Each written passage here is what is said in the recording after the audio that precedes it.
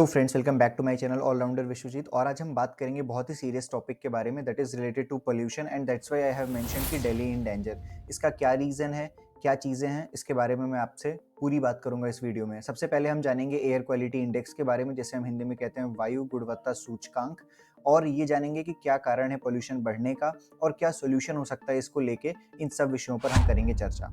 इसको मैंने 5 पार्ट में डिवाइड किया है। डिस्कशन में क्यों है, AQI क्या है, रीज़न क्या है इसका, और दिल्ली डेंजर में क्यों है, और इसका सॉल्यूशन क्या है, किस अप्रोच के साथ हम आगे बढ़ सकते हैं। तो मैंने इस पूरे वीडियो को इस 5 पार्ट में डिवाइड किया है, जिससे आपको सबसे ज़्यादा क्लैरिटी मिल सके। सबसे पहले बात करते हैं कि डिस्कशन में क्यों है। इसका एक कारण है क्योंकि दिल्ली का AQI जो कि एयर क्वालिटी इंडेक्स है, वो 400 के क्रॉस हो चुका है और ये सीवियर इम्पैक्ट करता है हेल्थ पे, इस वजह से ये चर्चा में है। आगे बात करते हैं कि जो पॉल्यूटेड एयर है इंडिया के कैपिटल की, वो अटेंशन सबका इसलिए खींच लेती है क्योंकि जो इसकी लिमिट है वो क्रॉस हो गई है, और जो इन्वायरमेंट आपको स्मॉगी सा फील होता होगा, जिसमें आपको धुंध सा आप कह सकते हो, आपको ऐसा शोकेस होता है। इसके बारे में आज हम पूरी बात करेंगे। साथ ही साथ ये जो एजेंडा है ये हमेशा अटेंशन में आ जाता है क्योंकि ये ज़्यादातर ये पोल्यूशन जो होता है वो दिवाली के आसपास में होता है, और इसका जो कारण है वो कोरिलेट करके दिवाली के क्रैकर से इन सब चीज़ों पे डाल दिया जाता है। इसके बारे में हम सही तरीके से बात करेंगे कि क्या रीज़न है। सबसे पहले मैं आपको बताना चाहूँगा कि AQI क्या है। तो हवा की गुणवत्ता के लिए एक नंबर, एक रंग, एक विवरण की रूपरेखा के साथ 2014 सितंबर 17 को ये लॉन्च किया गया था, और ये स्वच्छ भारत मिशन के अंडर ही लॉन्च हुआ था। इसके तहत ये होता है बेसिकली कि एक एरिया का हम एयर क्वालिटी चेक करते हैं, और चेक करने के बाद उसे हम डिफाइन करते हैं। बगल में मैंने आपको रेटिंग्स दे रखी हैं। सो बेसिकली जो चेक होता है यहाँ पे वो 8 पर्टिकुलेट मैटर्स की हम चेकिंग करते हैं। जो पर्टिकुलेट मैटर्स, अगर मैं उनकी बात करूँ, PM की स्पेसिफिकली बात करूँ, तो 2.5 माइक्रॉन्स या उससे भी कम डायमीटर के होते हैं। आप इमेजिन नहीं कर सकते कि कितने शॉर्ट होते हैं। जो यहाँ पे मेंशन्ड है PM10, PM2.5। इसके अलावा nitrogen oxide, sulphur dioxide, carbon monoxide, ozone, ammonia और लेड, इन सब चीज़ों का जो ये 8 पोल्यूटेंट्स हैं, इनकी चेकिंग होती है, और इसको 6 कैटेगरीज में डिवाइड किया गया है, जो कि मैंने यहाँ पे मेंशन किया है। अगर 0 to 50 है, means the higher the number is going, the worse the environment is going. Means अगर number 0 to 50 it is good, 51 to 100 it is satisfying, अगर 101 to 200 है moderate, 200 and above poor, and 300 plus जाता है तो very poor, and severe 401 plus. आप देख सकते हो कि आपको मेट्रो स्टेशन पे भी ये जो रैंकिंग्स है वो दिख जाएगी कि क्या AQI चल रहा है, और उसके बेसिस पे आप समझ सकते हो। तो दिल्ली इस समय सीवियर सिचुएशन पे है, इसी वजह से ये चर्चा में बना हुआ है। इससे क्या होते हैं, कई तरह के इम्पैक्ट पड़ते हैं हेल्थ पे। आइए आगे हम जानते हैं। हेल्थ इम्पैक्ट की बात करें तो 0 to 50 की रेंज में कोई इम्पैक्ट नहीं करता एज सच। अगर आप हेल्दी पर्सन हो तो कोई एज सच आपको चैलेंजेस नहीं होते। सेटिस्फाइंग होता है, माइनर ब्रीथिंग डिस्कम्फर्ट होता है उन लोगों को जिनके पहले से ही प्रॉब्लम चल रही हो। बट जब ये 150 क्रॉस होता है, बेसिकली 100 से 200, जैसा मैंने यहाँ पे मेंशन किया हुआ है, उस ड्यूरेशन में जिन लोगों को अस्थमा है, जिन लोगों से पहले से कुछ रिस्पिरेटरी प्रॉब्लम्स है, उन्हें और ज़्यादा चैलेंजेस फेस होते हैं। बट 200 और एवब के ऊपर जब जाता है तो ये प्रॉपर हेल्दी लोगों को भी इम्पैक्ट करने लगते हैं, जिसमें स्किन इश्यूज भी आने लगते हैं, थोड़े बहुत हेल्थ इश्यूज भी आने लगते हैं, रिस्पिरेटरी प्रॉब्लम्स होने लगती है। रीजन इसका इसलिए क्योंकि जो PM मैंने आपको मेंशन किया, PM 2.5, ये सारे जो पॉल्यूटेंट्स हैं वो 2.5 माइक्रॉन से भी कम के हैं। आप इमेजिन नहीं कर सकते कितना छोटा डायमीटर है इसका। और जब ये अंदर जाते हैं तो ये आपके ब्लड में भी मिक्स हो जाते हैं, या लंग्स आपके ब्लड में भी मिक्स हो जाते हैं, जिससे बहुत ज़्यादा हेल्थ इश्यूज आपको हो जाते हैं। पुअर सिचुएशन की बात करें, मैंने आपको बता दिया, हेल्दी सिचुएशन, हेल्दी पीपल को भी इम्पैक्ट करता है ये। वेरी पुअर की बात करें तो रिस्पिरेटरी इलनेस, मतलब आपको लाइक इलनेस की भी प्रॉब्लम होती है उस टाइम पे। ऐसा ऐसा चैलेंजेस आपको प्रॉब्लम होगा सांस लेने में, या आपको अस्थमा की प्रॉब्लम, या कुछ ऐसे रिस्पिरेटरी चैलेंजेस आने लगेंगे। और सीवियर सिचुएशन जिस पर दिल्ली अभी चल रहा है, तो ये प्रॉपर हेल्दी लोगों को भी इम्पैक्ट करता है। ब्रीदिंग में, स्किन प्रॉब्लम, जब आप वॉक पे जाओगे उस टाइम पे भी आपको चैलेंजेस फेस होंगे। तो ये सीवियर सिचुएशन पे चला है, this is not a joke, it is said that कि मोर देन 20 सिगरेट्स आप ले रहे हो अगर आपका AQI 400 एंड अबव है, तो ये डॉक्टर्स का कहना है। तो आप समझ सकते हो किस तरह की एयर क्वालिटी में अभी आप हो। इससे बाहर निकलना बहुत ज़रूरी है, इसको रिजॉल्व करना बहुत ज़रूरी है, इसके कारण को, इसको रूट को जानना बहुत ज़रूरी है। आगे बढ़ते हैं, रीजंस की बात करते हैं। यूजुअली ये सिचुएशन आया करती थी दिवाली के पास, बट इस बार ऐसा हुआ कि ये दिवाली के अप्रॉक्सीमेटली 1 वीक प्रायर ही ये सिचुएशन देखने को मिली, जिससे ये क्लैरिटी मिली कि पहले भी दिल्ली के CM ने भी कहा है, और भी कई लोगों ने एक्सेप्ट किया है। इवन नासा की जो वेबसाइट्स है वहाँ पे आप देखोगे तो वहाँ पे दिखाई देता है कि सबसे ज़्यादा फायर कहाँ पे हो रही है, और वहाँ के जो रीजंस मेंशन्ड हुए हैं वो पंजाब और हरियाणा के सेक्टर्स में आप देख सकते हो पूरा रेड हो जाता है।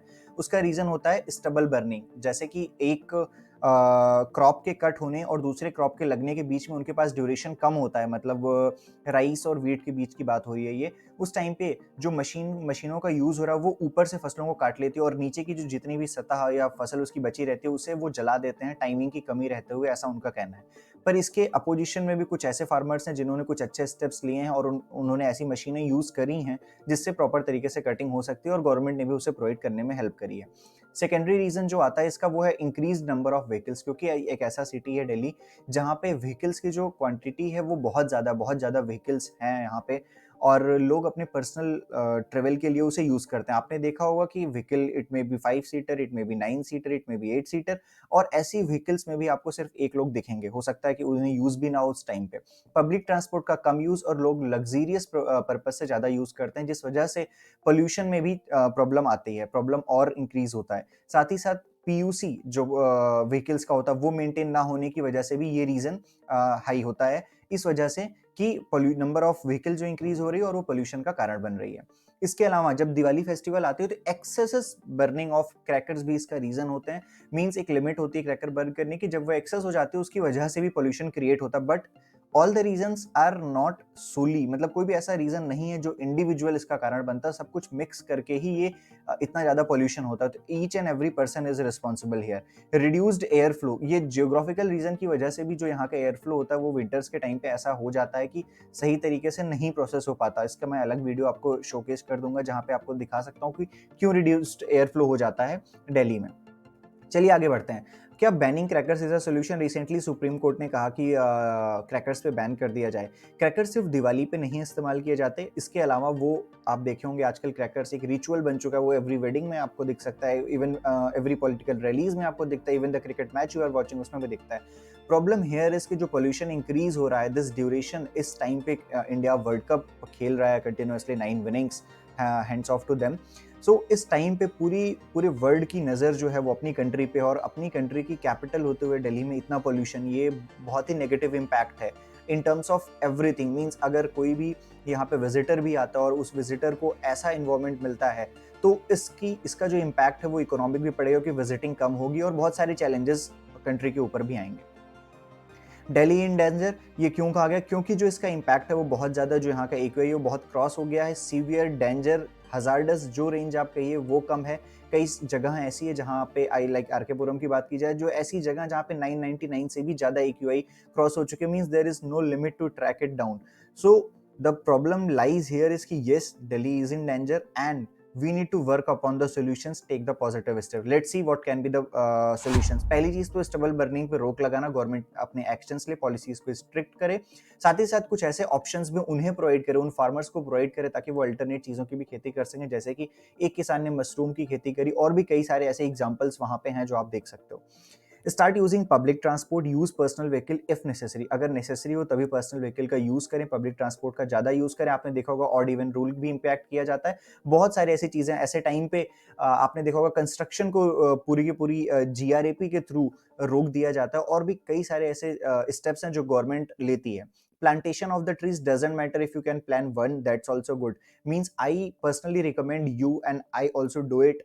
आपको एटलीस्ट एक या दो ट्री को प्लांट करना चाहिए। बिल्कुल आप कह सकते हो कि उससे कोई इम्पैक्ट नहीं पड़ेगा या बहुत माइन्यूट परसेंटेज में इम्पैक्ट पड़ेगा, but somewhere we have to do it, we have to start it in terms of a positive way. Secondly, try to not do pollutions using cracker in daily life, means excessive burning cracker का हर एक function, हर एक उसमें, वो भी चीज को avoid करना चाहिए हमें। साथ ही साथ focusing on less burning of waste in such city. Actually जो कंप्लीट पॉल्यूशन का आप वो देखोगे, ग्राफ देखोगे, तो वहां पे दिल्ली का जो मोस्ट ऑफ द पॉल्यूशन आता है नॉर्मल डेज में वो वेस्ट बर्निंग से भी आता है, तो उसको भी अवॉइड करना एक सोल्यूशन है, मतलब उसको कम करना भी एक सोल्यूशन है। Try to focus and work on the technologies that recommend to stop stubble burning क्योंकि एक रूट रीजन है। इसको स्टॉप करने के लिए कुछ ऐसे टेक्नोलॉजी, मीन जो मशीन अभी यूज की जा रही है वो ऊपर से क्रॉप को काटती हैं, वहीं पे ऐसी टेक्नोलॉजीज का यूज किया जाए जिससे क्रॉप सही तरीके से कट सके। इवन एक फार्मर का, वहां पे काफी बड़े फार्मर थे, उनका कहना था कि हम जो क्रॉप को कट करते हैं पूरा नीचे से कट करते हैं, और जो उसका जो स्टबल वाला चीज रह जाता है जो लोग बर्न करते हैं उसको वो उसी क्रॉप में मिक्स कर देते हैं और वो फ्रूटफुल होता है उनकी सॉइल के लिए। At the end everyone is not guilty, we should do some efforts at our level. मैं आपको भी कहूँगा कि हमें कुछ एफर्ट्स करने चाहिए अपने लेवल पे, और आपको इस पूरी वीडियो में किसी एक इंडिविजुअल टॉपिक पे कुछ और डिटेलिंग चाहिए हो, प्लीज़ एक कमेंट बॉक्स में कमेंट मेंशन करना, I will provide the complete detailed video. That's all. That was very quick.